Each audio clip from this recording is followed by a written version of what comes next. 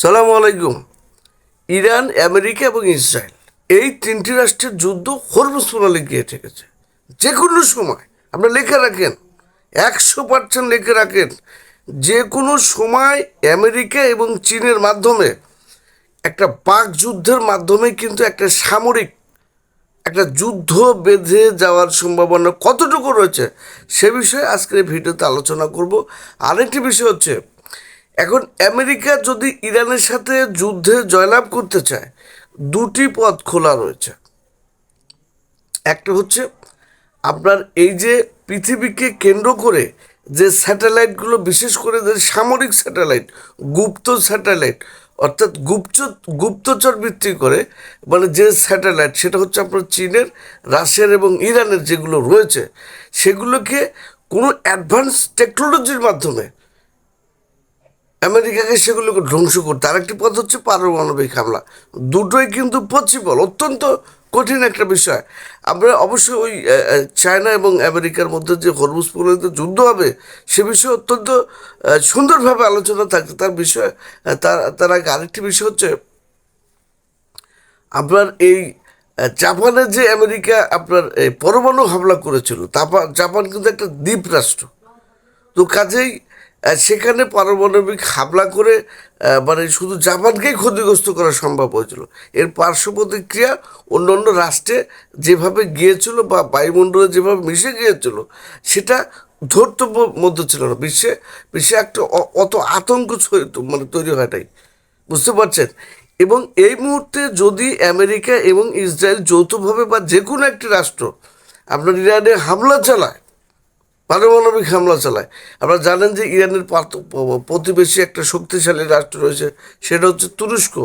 এবং আপনারা জানেন যে ইরানের পার্শ্ববর্তী বিশেষ করে উপসাগরের যে রাষ্ট্রগুলো আছে তারা অনেক ধনী রাষ্ট্র, বুঝতে পারছেন। তো আসলে এই অবস্থায় ইরানে হয়তো বড়সড় পারমাণবিক হামলা সম্ভব নয়। এবং ছোট পরিসরে যদি ইরান এবং ইসরায়েল ইরানকে কন্ট্রোল করার জন্য, ইরানের নিয়ন্ত্রণ নেওয়ার জন্য, ইরানকে মানে চুক্তির টেবিলে বসানোর জন্য যদি মানে ছোট আকারে যদি পারমাণবিক হামলা করে, সেই ক্ষেত্রে কিন্তু এখানে ইরানের পারমাণবিক মানে বোমা রয়েছে কিনা সে বিষয়ে কিন্তু যুক্তরাষ্ট্র অত মানে সঠিক বৃত্তান্তভাবে জানে না। কারণ ইরানেরও তো পারমাণবিক অস্ত্র থাকতে পারে। সেক্ষেত্রে এখানে আমেরিকা অথবা ইসরায়েল পারমাণবিক হামলার শিকার হতে পারে। যদি বড়সড় মানে, তাহলে পার্শ্ব প্রতিক্রিয়া রয়েছে। আর বর্তমান বিশ্বের প্রেক্ষাপটে যুক্তরাষ্ট্র এবং ডোনাল্ড ট্রাম্প কিন্তু এক জিনিস নয়। তো বিষয়টা বুঝতে পেরেছেন। আরেকটি বিষয় হচ্ছে, আপনারা জানেন যে বর্তমান ইরান, আমেরিকা এবং ইসরায়েলের যে যুদ্ধটা, সেটা কিন্তু আপনারা জানেন যে হামলার মাধ্যমে হয়তো আমেরিকা ইরানকে বশে আনতে পারছে না, ইরানের কন্ট্রোল নিতে পারছে না, ইরানের রিজিম চেঞ্জ করতে পারছে না। এখানে যুক্তরাষ্ট্র তাদের নিজেদের মতো একটা সরকার ওখানে প্রতিষ্ঠা করতে পারছে। এর কারণ হচ্ছে যে ইরান অস্ত্র উৎপাদন করতে পারে। সুতরাং হামলা অব্যাহত থাকলে এখানে উভয় মানে ক্ষতিগ্রস্ত হবে। যুক্তরাষ্ট্র যেমন ক্ষতি হবে অর্থনৈতিকভাবে, এবং ইসরায়েলে কিন্তু বিভিন্ন স্থাপত্য, বিভিন্ন মানে স্থাপনা, বিভিন্ন মানুষ, বিভিন্ন অর্থনৈতিকভাবে ক্ষতিগ্রস্ত হবে, ইরানও হবে।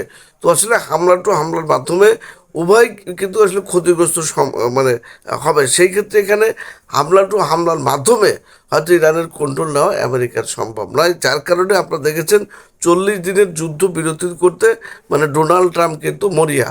তো সর্বশেষ এখানে এখন হরমুজ প্রণালীতে যুদ্ধ এসে থেমেছে। কারণ হচ্ছে যে ইরানের আইআরজিসি হরমুজ প্রণালীকে তাদের অস্ত্র হিসেবে ব্যবহার করছে। তো সেটা প্রতিরোধ করতে গিয়ে আপনারা দেখেছেন যে এখন কিন্তু তারা ওই আমেরিকার নৌবাহিনী সেখানে রণতরীর মাধ্যমে আপনার হরমুজ প্রণালীকে ব্যারিকেড দিচ্ছে। আপনারা জানেন যে ইরানের সাথে চায়নার যে বন্দর রয়েছে, ইরানের যে বন্দর রয়েছে, সেই বন্দরের সাথে চায়নার বিরাট একটা স্বার্থ যুক্ত হচ্ছে, সামরিক, অর্থনৈতিক, সাংস্কৃতিক, এমনকি ওই চীনের যে সার্বভৌমত্ব সেটা রক্ষার জন্য কিন্তু ইরানের বন্দরের সাথে চীনের একটা ওতপ্রোত সম্পর্ক জড়িত, প্রত্যক্ষ পরোক্ষ এবং অত্যন্ত গভীর একটা মানে সম্পর্ক জড়িত। সব কিছু, সামরিক, অর্থনৈতিক, রাজনৈতিক সব কিছু, যেটা ধরেন বিজ্ঞান, চিকিৎসা, হ্যাঁ, বুঝতে পারছেন। তো সেই বন্দরে যদি আমেরিকা এখানে অবরোধ করে রাখে, এখন অবরোধ করে রাখলে তো আপনার সারা বিশ্বের সমস্যা। তো এখন যদি আপনার ওই কি বলে চায়না যদি এখানে অবরোধ করে রাখে, সেই ক্ষেত্রে আপনার আমেরিকা যদি অবরোধ করে রাখে, তাহলে কিন্তু এই চলাচলের সময় আপনারা জানেন যে চীনও শক্তিশালী, আপনার হচ্ছে যুক্তরাষ্ট্র শক্তিশালী। তো এখানে আদান প্রদান করতে গিয়ে নৌ বা বাণিজ্য বা যেটা যে ধরনের জাহাজই বলুন না কেন চলাচল করতে গিয়ে আপনার এই আমেরিকার সাথে একটা বাকযুদ্ধের মাধ্যমে যুদ্ধ তৈরি হতে পারে, যদি এখানে আমেরিকা মানে অত্যন্ত শক্তি প্রয়োগ করে আমেরিকার নৌবাহিনী চীনের সাথে একটা আমেরিকার যুদ্ধ মানে যে কোনো সময় আসন্ন।